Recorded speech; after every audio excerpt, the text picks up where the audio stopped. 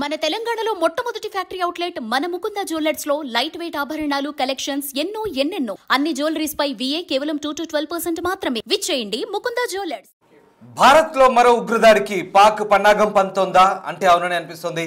December 31 లేదా republic day ముందు దాడులు చేయాలని ఉగ్ర సంస్థ జైషే మహమ్మద్ కుట్రలు పన్నుతున్నట్లుగా ఉగ్రవాదులు కుట్రలు భగ్నం చేస్తూ నివేదికలు అందుతున్నాయి.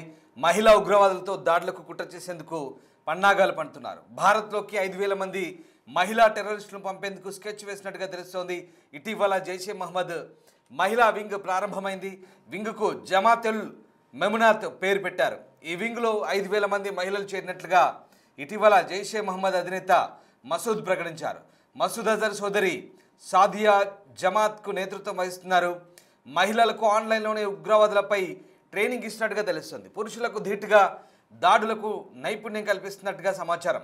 ఇటీవల ఆపరేషన్ సింధూర్లో సాదియా భర్తను అంతమొందించింది భారత్.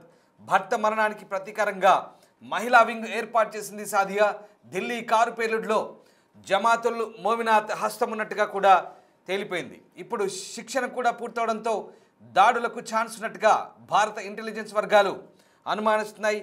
ఈ నేపథ్యంలో ఇక జనవరి 26 రిపబ్లిక్ దినోత్సవ వేడుకల్లో ఉగ్రదాడులు చేసేందుకు కుట్రలు పన్నుతున్నారనే సమాచార నేపథ్యంలో ఇంటెలిజెన్స్ వర్గాలు అప్రమత్తమైనట్టుగా తెలుస్తోంది. భారతదేశ భద్రతా సంస్థలను కలవరపరిచే కీలక పరిణామం ఇప్పుడు వెలుగులోకి వచ్చింది.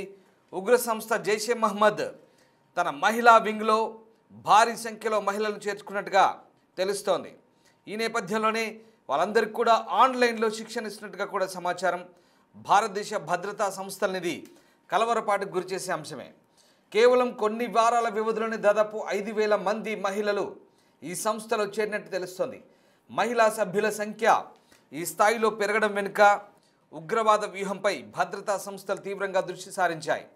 వీరికి ప్రత్యేక శిక్షణ ఇచ్చి హింస విధ్వంసక కార్యకలాపాల వైపు మళ్లించే ప్రయత్నాలు జరుగుతున్నాయని, దీని ద్వారా స్థానిక స్థాయిలో తమ ఉగ్ర కార్యకలాపాలను విస్తరించాలని జైషే మహమ్మద్ లక్ష్యంగా పెట్టుకుందని భద్రతా నిపుణులు అనుమానిస్తున్నారు.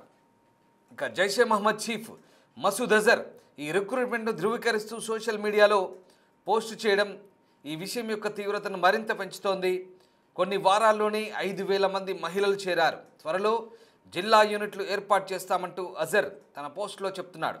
ఈ ప్రకటన జైషే మహమ్మద్ తన సంస్థాగత నిర్మాణాన్ని పటిష్టం చేసుకుంటూ గ్రాస్ రూట్ స్థాయిలో మహిళలను ఉపయోగించుకునేందుకు స్ట్రాటజిక్గా అడుగులు వేస్తున్నట్టుగా స్పష్టం చేస్తోంది. రిక్రూట్ అయిన మహిళలు ప్రధానంగా పాకిస్తాన్లోని బహవల్పూర్, ముల్తాన్, కరాచీ, ముజఫరాబాద్ ప్రాంతాలకు చెందినవారుగా గుర్తించారు.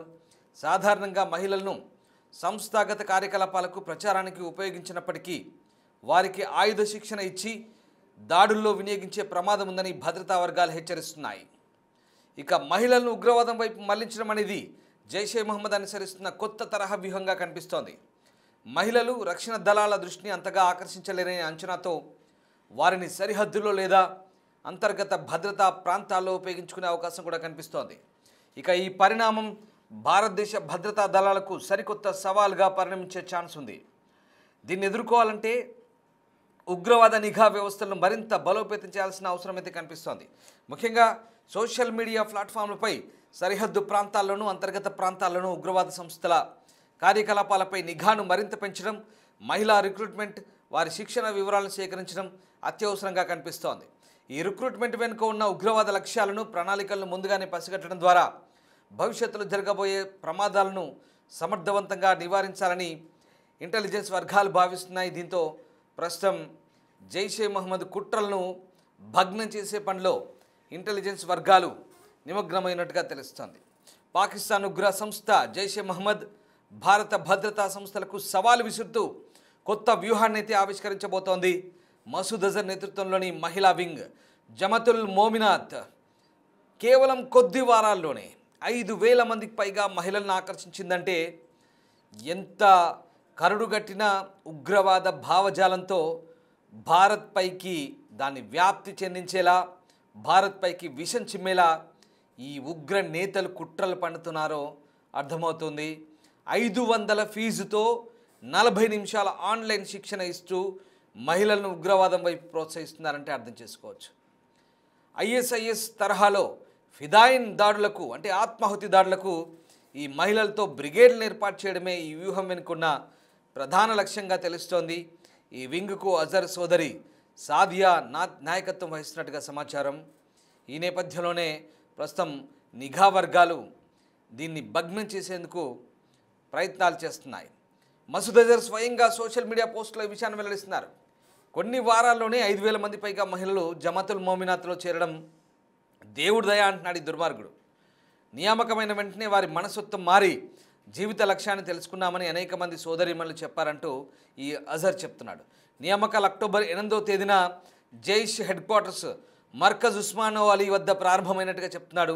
పాకిస్తాన్లోని బహవల్పూర్, ముల్తాన్, సియాల్కోట్, కరాచీ, ముజాఫరాబాద్, కోట్లీ వంటి ప్రాంతాల నుంచి మహిళలు ఇందులో చేర్చుకున్నారు. చాలా దారుణమైన ఘటన ఇది. పాకిస్తాన్ నుంచి భారత్కు మరొక కొత్త సవాలు ఎదురు కాబోతోంది. ఇన్నాళ్ల పాటు భారత్ ఎదుర్కొన్న ఉగ్రవాదాన్ని ఇప్పుడు భారత్ మరొక కొత్త రూపంలో ఎదుర్కోబోతోంది. అదే లేడీ టెర్రరిస్టు. ఎస్, మహిళా ఉగ్రవాదుల రూపంలో భద్రతా దళాలకు ఇది కొత్త సవాలని చెప్పాలి. భారత భద్రతా బలగాలే విస్తుపోయే అనేక అంశాలు బయటపడుతున్నాయి. 500 రూపాయలు కట్టి రివర్స్లో వాళ్ళే ట్రైనింగ్ తీసుకుంటున్నారంటూ మసూద్ అజర్ చేస్తున్న ప్రకటన నిజంగా ఒక రకంగా భద్రతా సంస్థలకు ఆందోళన కలిగిస్తోంది. 5,000 మంది చేరారని చెప్తున్నాడు. అక్టోబర్ 8 నుంచి ఇప్పటి వరకు బహవల్పూర్ హెడ్ క్వార్టర్స్కి 5,000 మంది అప్లై చేసుకున్నారు. ఆన్లైన్లో 40 నిమిషాల పాటు శిక్షణ ఇచ్చామంటున్నారు. ఈ 40 నిమిషాలు భారత్ పైకి ఎలా దాడి చేయాలి, భారత్లో ఎంతమందిని చంపాలి, భారత్లో రక్తపాతం ఎలా సృష్టించాలి, రక్తాన్ని ఎలా పారించాలి, ఇదే ఈ దుర్మార్గులకున్న ఏకైక లక్ష్యం.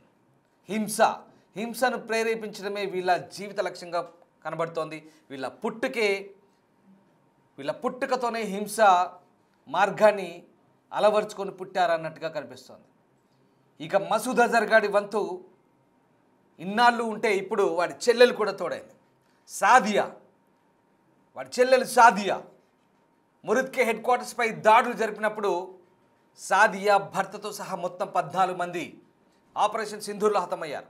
అంటే వీళ్ళు అక్కడ హెడ్ క్వార్టర్స్లో ఉండి వాళ్ళకి పూర్తి స్థాయి సహాయ సహకారాలు అందిస్తూ భారత్ పైకి రక్తం చిమ్మమని, హింసను ప్రేరేపించమని సహకరిస్తుంటే మనమేమో చేతులు కట్టుకొని కూర్చోవాలా? అంటే మనం ఆపరేషన్ సింధూర్లో వాళ్ళని హతమారుస్తే వీళ్ళకి రోషాలు పుట్టుకొచ్చి మళ్ళీ భారత్ పైకి ఒక సైన్యాన్ని తయారు చేస్తుంది ఆ తాటకి, ఆ దుర్మార్గురాలు. 5,000 మందితో భారత్లో రక్తం పారిస్తుందట. తెలుసుగా రామాయణ మహాభారతాల్లో తాటకి లాంటి రాక్షసుల్ని ఎలా సంహరించారో, ఎలా దుష్ట సంహారం జరిగిందో తెలుసు కదా. రేపు వీళ్ళ పరిస్థితి అలాగే ఉంటుంది. 5,000 మంది తయారయ్యారు, భారత్ పైకి వస్తారని చెప్తున్నారు. భారతదేశం చూస్తూ ఊరుకోదు. ఇంటెలిజెన్స్ ఇన్పుట్స్ కూడా ఉన్నాయి. భారత వీర మహిళామణులు కూడా ఉన్నారు. వీళ్లకు తగిన సమాధానం చెప్తారు. భారత ఆర్మీలో అంతకు మించి శక్తివంతులు ఉన్నారు, వీర నారీమణులు ఉన్నారు. వీళ్ళ భరతం పట్టే పని ఇంకా ఎన్ని రోజుల్లో లేదు. జనవరి 26 అలాంటి వేదికలను టార్గెట్ చేసుకొని, అలాంటి అకేషన్స్ను టార్గెట్ చేసుకొని బహుశా భారత్ మొత్తం కూడా దాడులకు వ్యూహాలు వచ్చేసినట్టు తెలుస్తుంది. మొన్న జరిగిన ఢిల్లీ ఎర్రకోట పెళ్లిలో కూడా మహిళా డాక్టర్ ప్రమేయం కూడా మనకు బయటపడంతో ఆమె ఏకంగా ఇండియాకు చీఫ్ అంట. జమాతుల్ మోమినాత్ ఇండియాకు చీఫ్ అంట ఆమె, ఆ డాక్టర్. అంటే వీళ్ళు ఏ రూపంలోనైనా ఉండొచ్చు తీవ్రవాదులు, అందుకే అప్రమత్తంగా ఉండాలి. ఎవరిని నమ్మకూడదు. వీళ్ళ వల్ల చూడండి ఎలా ఉన్నారు. కొన్ని కామెంట్లు చేయకూడదు, కానీ వాళ్ళ అవతారాలు చూస్తే, వాళ్ళ కట్టు బొట్టు చూస్తే మీకే అర్థమవుతుంది. కానీ ప్రత్యేకంగా చెప్పాల్సిన అవసరం లేదు. కాబట్టి మనం అప్రమత్తంగా ఉండాల్సిన అవసరం ఉంది. 5,000 మందిని తయారు చేసి ఆన్లైన్లో 500 రూపాయలు ఉల్టా తనే ఫీజు కట్టించుకొని రిక్రూట్మెంట్ చేసుకున్నట్ట ఆన్లైన్లో. అంటే ఎక్కడెక్కడ వాళ్ళు ఉన్నారు. కోట్లీ, మురిద్కే, బహవల్పూర్ ఇలాంటి ప్రాంతాల నుంచి, కరాచీ, పెషావర్, రావల్పిండి ప్రాంతాల నుంచి అందరినీ రిక్రూట్ చేసుకున్నారంట. ఈ ప్రాంతాల నుంచి రిక్రూట్ చేసుకొని భారత్ పైకి ఉసిగొల్పుతారంట. అవకాశం ఉంటే కనుక చావు నిర్ణయించుకొని భారత్ వైపు చూడాల్సిందే. కన్నెత్తి చూడాలంటే కూడా భారత్ దాకా రావడం కాదు కదా, భారత్ సరిహద్దు సమీపాల్లోకి వచ్చి ఇటువైపు కన్నెత్తి చూడాలంటే కూడా ధైర్యం చేసి ఆలోచించుకోవాలి. ఇక చావు నిర్ణయించుకొని రావాల్సిన పరిస్థితి వాళ్ళకి కనబడుతుంది. భారత ఇన్పుట్స్ ఇంటెలిజెంట్ ఇన్పుట్స్ మనకు అందుతున్నటువంటి నిఘా వర్గాల సమాచారం ప్రకారం కొంత ఆందోళన కలిగించే అంశమైనప్పటికీ కూడా ఇప్పటికే పూర్తి స్థాయిలో అప్రమత్తంగా ఉన్నారు. మొన్నటి ఢిల్లీ బాంబు పేలుళ్ల నేపథ్యంలోనే కాస్త ఇంటెలిజెన్స్ ఇన్పుట్స్ ఏమరపాటు ఆసరాగా చేసుకొని చేసిన దాడుల నేపథ్యంలో ఇప్పుడు దాన్ని గుణపాఠంగా తీసుకొని భారత భద్రతా బలగాలు పూర్తి స్థాయిలో అప్రమత్తం కావాల్సిన అవసరం ఉంది.